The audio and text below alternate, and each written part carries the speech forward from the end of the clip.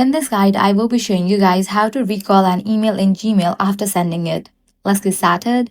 When you send an email, you will briefly see a message at the bottom saying message sent along with an undo button. To recall the email, you need to click that undo button immediately.